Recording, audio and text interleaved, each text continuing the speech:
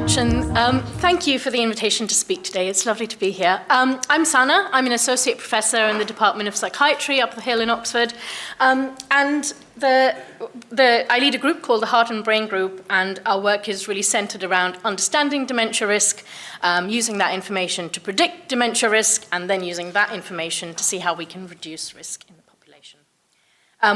The work that we do in the lab is across scales, so from the level of the person to the population, and multimodal as well, so using qualitative research, neuroimaging, and epidemiology. Now, when it comes to dementia risk, I think maybe some of you might be familiar with this very influential Lancet model that came out a few years ago and then revised last year, which lays out 14 risk factors that if we can target effectively, then we can reduce or prevent or delay about 45% of dementia cases worldwide. And these range from early life risk factors through to midlife and in older age as well. In the group, we're particularly interested in that midlife period. There's a lot of risk factors here that are overlapping with heart disease as well, so things like diabetes, hypertension, high cholesterol, and so on. And we're interested in what this heart-brain link actually is as it relates to dementia. So particularly keen on passing this mechanistic pathway of blood flow from the heart, imaging it using vascular ultrasound through the carotid arteries in the neck, and then using multimodal MRI to look at the brain structure, lesions in the brain, connectivity, iron deposition, blood flow, and function as well. So I'm going to start by showing you some data from the Whitehall imaging study. This is a cohort of British civil servants, about 10,000 people, recruited at UCL. They were followed up longitudinally at UCL throughout their midlife, so every 5 years, to get very detailed lifestyle clinical risk measures. Then when they were 65 years old, they came to Oxford for a brain scan. And we're interested in seeing how all of these sort of midlife risk factors, many of which I listed in the slides before, relate to brain health in older age. And over the last few years, in the groups we've seen that people with higher CVD risk, so measured by the Framingham Risk Score, higher risk in midlife relates to lower blood flow in widespread brain areas shown in yellow in that top panel. People with stiffer aorta, so higher aortic stiffness in midlife, have lower levels of white matter connectivity, again, widespread in all of those regions shown in blue. People with high blood pressure in midlife have higher vascular lesion load in the brain in older age, so that is measured by things like white matter hyperintensities, perivascular spaces, and so on. And then people with obesity or high midlife abdominal fat and also poor dietary health have poorer measures of white matter connectivity in the brain. So I think this is a lot of information to take in, but there are two sort of main takeaways that we see quite consistently in this work. One is that these participants, they don't have dementia yet. So what we're seeing is signatures of brain changes that we know indicate we know are prevalent in dementia or neurodegenerative disease, but we're seeing them in people prior to them getting dementia, but those that have risk factors for dementia. The other thing that we see quite consistently is that it's very often the earliest measures, so in the 40s, that have the strongest effects on brain health in older age. So this sort of fits in with the current narrative of trying to intervene as early as possible in midlife to try and preserve brain health in older age. So for my fellowship, I was able to recall a subset of the participants for a second brain scan 10 years later. So now we're able to look at how the brain changes in that in that older age period, and we were able to collect some new and advanced vascular brain imaging scans as well, and also look at the arteries, the large arteries. And what we found was that people with wider, stiffer, and less compliant aorta and carotid arteries had higher levels of vascular lesions in the brain, and also greater increase in vascular lesion in that 10-year period. They also had poorer measures of cognitive function and faster decline in cognitive performance in that 10-year period as well. We also, in that second follow-up time point, looked at a new measure called cerebrovascular reactivity, and that's looking at how much your blood vessels in the brain can dilate and boost up blood flow to the brain whenever there's a stressful stimulus. And so the stimulus that we use in the MRI scanner is carbon dioxide. When people breathe in air with slightly higher levels of CO2, it causes a vasodilation in the arteries, and then that would cause an increase in blood flow if there's a healthy vascular response. And what we see is that people with lower vascular reactivity, particularly in the hippocampus, which is a region that's first affected in Alzheimer's, they also have greater structural atrophy in the hippocampus. So we see this relationship between vascular health within the hippocampus and its neuronal health. We see the same people with lower vascular health in the hippocampus also have lower measures of white matter connectivity and also faster cognitive decline.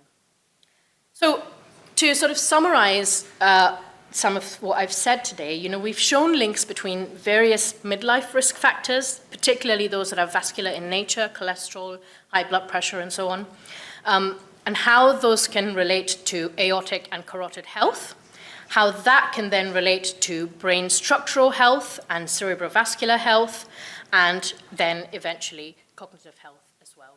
Now, of course, none of the work that I've shown today follows this very particular temporal sequence, but it's a nice sort of framework with which to understand some of this data. Moving on to the next theme for today's talk, which is about predicting dementia risk. So this is data from the UK Biobank, and you might be familiar as well with the UK Biobank, 500,000 people who've been followed up with extensive physical cognitive measurements as well, and links to their health records. What we did here was we threw into our model about 30 candidate predictors that we know from the literature are related to dementia, including the Lancet 14. And we were interested particularly in the risk factors that we can measure very easily through yes-no questions, so no MRIs, no bloods, and to see how we can create a dementia risk score that will help us predict who's likely to get dementia in the future. The model spat out these 11 as being the strongest predictors of dementia risk.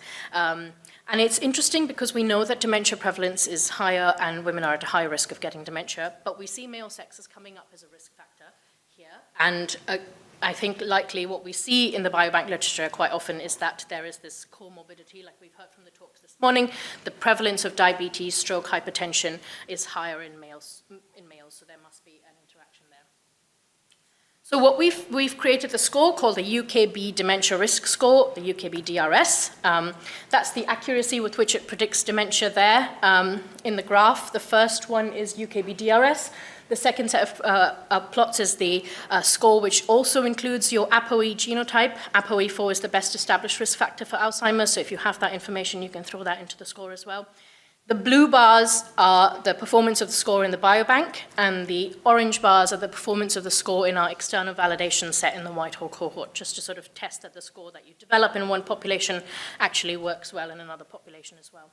And we compared the performance of the score to 3 other very widely used risk scores in dementia research, and we found that it outperforms other scores. So I think what the big sort of takeaway from this, of course, is that this is a good score to use in UK populations, particularly in the midlife 50 to 70-year age range.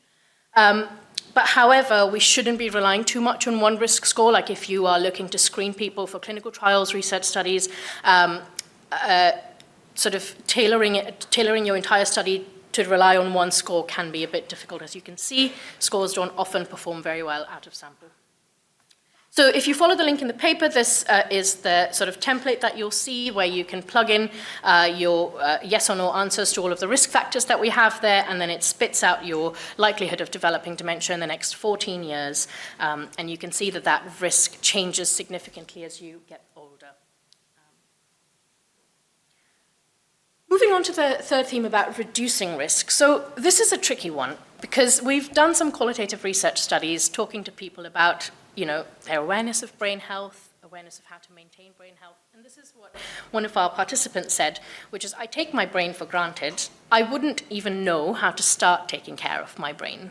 And so, we talk so much about heart health out in the media, in the public, but this idea that what affects the heart affects the brain, I think we can do better with that messaging. And so a big part of the lab's work is to make sure that we are going out into the public every chance that we can get, into community centers, libraries, museums, pubs, hospitals, talking to children, talking to adults.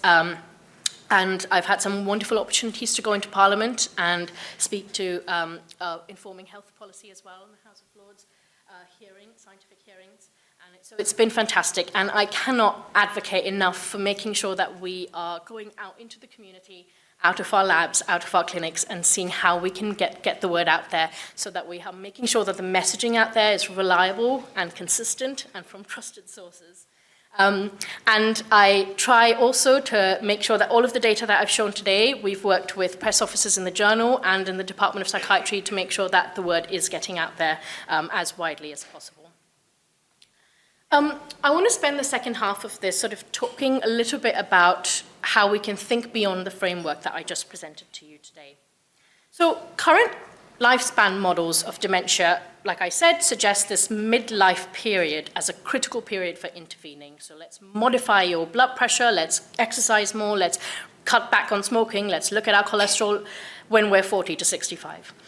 And the problem with that is a lot of the data that we're basing that advice on actually just comes from midlife cohorts, like the UK Biobank, like the Whitehall. We've not studied, or we don't know very much about what's happening earlier in the lifespan as it relates to these risk factors. And so what is going on in relation to brain atrophy, in relation to cognitive performance and dementia in younger ages? So that's work that my DPhil student Holly is taking on at the moment. So she's looking at a cohort called the ALSPAC cohort, or Children of the 90s. And these are people who've had, similar to the Whitehall study, extensive lifestyle, clinical, cognitive measurements taken throughout childhood and adolescence. And then when they were 21, they had a brain scan. So we're doing seeing whether some of the associations that we've seen so consistently in older adults can be present in younger people as well. We've picked BMI, arterial pressure, and exercise as three sort of main risk factors. You see, as you expect in this age range, BMI goes up with development, arterial pressure follows a sort of nonlinear pattern, exercise kind of stays the same or goes slightly down in this age range. And what we see is that, similar to what we're seeing in older adults, the higher BMI and faster increases in BMI, as well as higher blood pressure and lower levels of exercise, relate to poorer measures of brain structural outcomes, so lower cortical thickness, lower surface area.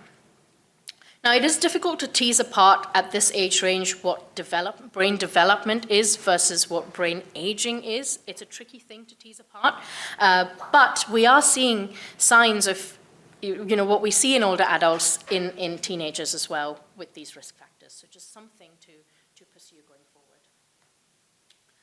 The other thing I want to think about is thinking of dementia as beyond this heart-brain disease, but to think about other bodily diseases as well. So in the UK Biobank, we know that 2/3 of dementia patients have greater than 3 other pre-existing health conditions. That's called multimorbidity. This is a big problem in dementia. But we don't know which diseases really give you the highest risk and what is their timing of onset. Like, when should we be targeting specific diseases in our lifespan to reduce our dementia risk? So we did this bit of work in the UK Biobank, and I'm going to spend a couple of minutes describing the methods here. We looked at every Biobank participant. We looked at all of the diseases a person got from the age of 0 to 55, every new disease they then got from 55 to 65, and then every new disease they then got from 65 to 70. Okay, so if that example is for diabetes, if a person got diabetes at the age of 70, they had a 0 in the column for the first age range, a 0 in the second, and a 1 in the third, right? And we created a matrix like this for 500,000 participants for 40 diseases, so a massive matrix that we threw into our clustering analysis. And that spat out clusters that told us how diseases tend to co-occur with each other at particular age ranges, and how people move from one cluster to the other throughout their lifespan. Okay? So maybe it'll become a bit clearer when I show you some of this work. So this is a busy slide, but this is what the clusters look like. So when you're 0 to 55, that's a little wheel. That top wheel there, that's a mental health cluster. Okay? Everything on the circumference of the circle is a disease.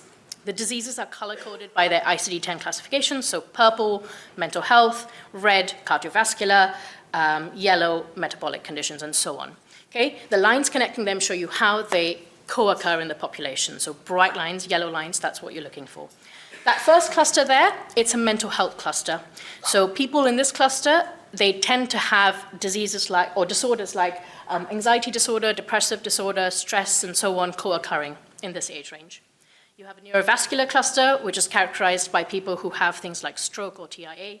You have an eye cluster, people who have macular degeneration, glaucoma.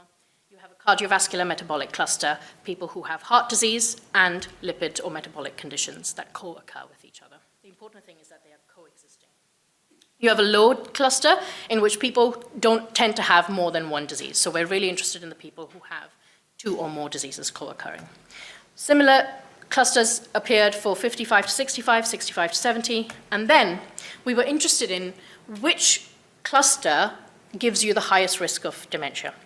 So what we found was that from the ages of 0 to 55, if you had a cardiovascular disease or a neurovascular disease, shown in orange or red, you had a 1.5 times higher odds of getting dementia.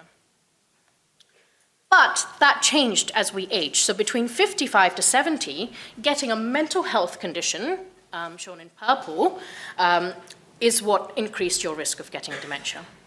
And getting a cardiovascular disease, shown in red, a second cardiovascular disease, in addition to the one you've already had, didn't actually change much. So this is, again, a very complicated figure, but don't look at it except to say it's very pretty. I'll tell you what it means.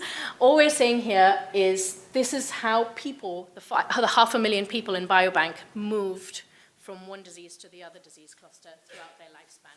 And they're color-coded by who had the highest risk of getting dementia. So what we see is that if you get a cardiovascular or a metabolic disease before 55, followed by a mental health condition, followed by a neurovascular condition, that pathway puts you at the highest risk of getting dementia later in life. So that gives you a sense of when you want to target particular conditions. And we do see quite consistently that the cardiovascular interventions for reducing dementia risk really should happen earlier in the lifespan and then to reduce dementia risk. So what we're doing going forward is to look now at how these different clusters sort of present in terms of the brain imaging and cardiac imaging in the Biobank. Just to the last thought to plant in your head, I don't have data for this, but this is thinking about dementia beyond a biological framework as a disease, as a social disease as well. So this is the subject of my current senior fellowship.